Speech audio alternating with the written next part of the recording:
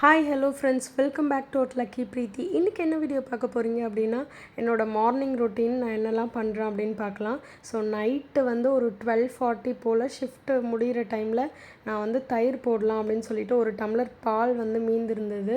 So அதை வச்சு தயிர் போடலாம் அப்படின்னு சொல்லி நல்லா இதமான சூடில் வந்து நல்லா ஆற்றி வச்சுருந்தேன்.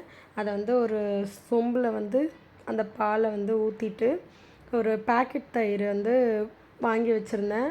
அது கொஞ்சமாக வந்து இதில் ஆட் பண்ணிக்கிட்டேன். எப்பயுமே வந்து பேக்கெட் தயிரில் வந்து கொஞ்சம் தண்ணியாக தான் இருக்கும். ஆனால் நம்ம வந்து அதை பாலில் போடும்போது நல்லாவே நம்மளுக்கு கட்டியாக கிடைக்கும். இந்த மாதிரி மூடி வச்சுட்டு ஓவர் நைட்டு விட்டுட்டேன். மார்னிங் வந்த உடனே ஃபஸ்ட்டு நான் இதை தான் ஓப்பன் பண்ணி பார்த்தேன். அதாவது ஃப்ரெஷ்ஷன் அப் ஆகிட்டு அதுக்கப்புறம் வந்து கிச்சன் வரும்போது ஃபஸ்ட்டு இதை தான் ஓப்பன் பண்ணி பார்த்தேன். ஸோ நம்மளுக்கு தயிர் வந்து நல்லாவே சூப்பராக ரெடி ஆகிடுச்சு. சரி, வேர்க்கடலை சட்னி பண்ணிவிட்டு தோசை ஊற்றிக்கலாம் அப்படின்னு சொல்லிட்டு பிளான் பண்ணி ஃபஸ்ட்டு வேர்க்கடலையை வச்சுட்டேன். இந்த சைட் பால் வச்சுட்டேன். பால் நிறைய இருக்குது, டைம் ஆகிடுச்சு. ஹஸ்பண்ட் வேறு இன்றைக்கி 8:30க்கே கிளம்பணும்னு சொல்லியிருந்தாங்க. ஸோ அதனால் காஃபி போட்டுடலாம் அப்படின்னு சொல்லிவிட்டு இன்றைக்கி ஒரு டம்ளர் பால் மட்டும் எடுத்துகிட்டு மீதி வந்து அப்படியே மூடி வச்சாச்சு. ஹஸ்பண்டுக்கு மட்டும்தான் நான் இப்போல்லாம் இது பண்ணுறது, டீயாக இருந்தாலும் காஃபியாக இருந்தாலும். ஸோ அதனால் காஃபி வந்து ஹஸ்பண்டுக்கு ரெடி பண்ணியாச்சு.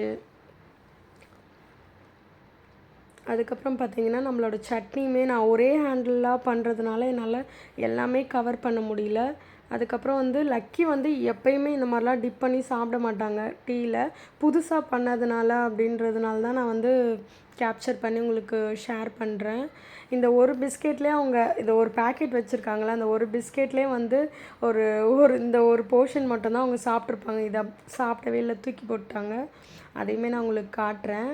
இங்கே பாருங்கள், அது வேண்டான்னு சொல்லி அம்மா அப்பா அப்படின்னு சொல்லி 2 பேர்கிட்டையும் சொல்லிகிட்ருக்கா வேண்டாம் அப்படின்னு சொல்லிட்டு. அப்புறம் அவங்க டேடி வந்து சாப்பிடுன்னு சொன்னதுக்கு அவளுக்கு பிடிக்கல, வேண்டான்னு சொல்லிட்டா. அவள் அதெல்லாம் சாப்பிட மாட்டாள். நாங்களாம் சாப்பிட்றோன்னு சொல்லிவிட்டு அதை பார்த்துட்டு ஆசைப்பட்டு கேட்டால், பட் அவளுக்கு பிடிக்கல. அதுக்கப்புறம் நான் போட்டுரு அப்படின்னு சொல்லிட்டேன். அதுக்கப்புறம் லக்கி வந்து அவள் விளையாடுற ஒரு ஃபேனில் வந்து என்னை அடிச்சிட்டா நெத்தியில். அது ஒரு 2 days பேக். அதை வந்து அவங்க அப்பாட்ட சொன்னப்போ அவங்க அப்பா கேட்டுட்டு இருந்தாங்க. அதனால இந்த மாதிரி அமைதியாக உட்காந்துட்ருக்காங்க. எதுக்கு அடிச்சிங்க அப்படின்னு சொல்லி கேட்டுட்ருந்தாங்க. ஸோ அதனால் இந்த ரியாக்ஷன் கொடுத்துட்டு உட்காந்துட்ருக்கா. ஸோ லாஸ்ட்டாக அவள் என்ன பண்ணுறான்னு பாருங்கள். இது வந்து நான் நிறைய சூப்பராக வந்து பண்ணுவாள். அதெல்லாம் வந்து என்னால் கேப்சர் பண்ண முடியல. இந்த டைமில் நான் கேப்சர் பண்ணது மட்டும் பண்ணுறேன்.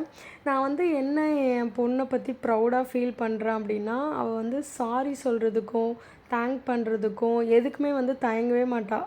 அவள் ஏதாவது பண்ணிட்டா அப்படின்னா உடனே வந்து இம்மீடியட்டாக நம்ம கேட்குறதுக்கு முன்னாடியே வந்து ஆக்ஷன்லேயே வந்து பண்ணிவிடுவாள். அவளுக்கு இன்னும் வந்து சரியாக பேச்சு வந்து இதுவாகலை, பட் ஆக்ஷன்லேயே வந்து எல்லாமே சொல்லிடுவாள். சாரி அப்படின்னு சொல்லிட்டா.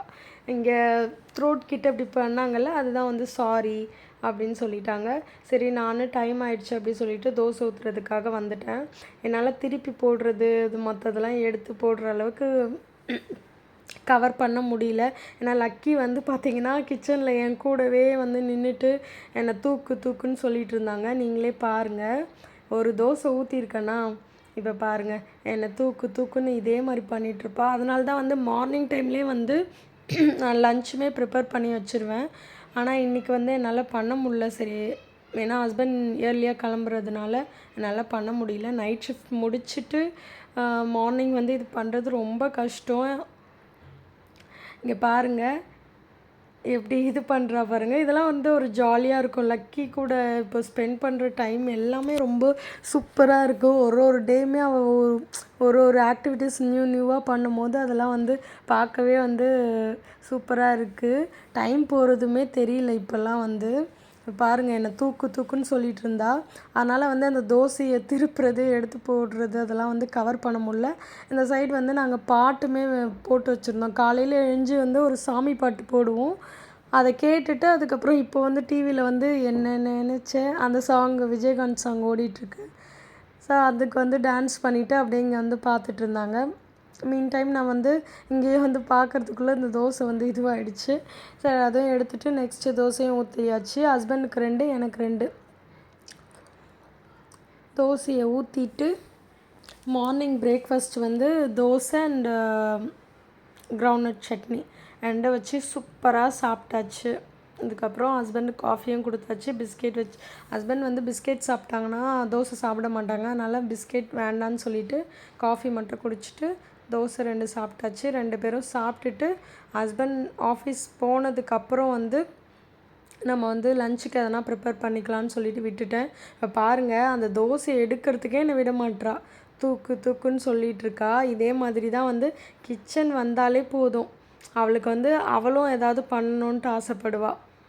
ஏதாவது சமைக்கணும், அவளுக்கு ஒரு பாத்திரம் அந்த மாதிரி கொடுத்துட்டோன்னா பாட்டுக்கு விளையாடிட்டுருப்பா. ஆனால் வந்து அதுவுமே வந்து ஒரு 2 to 3 minutes தான். நெக்ஸ்ட்டு என்கிட்ட தான் வருவாள்.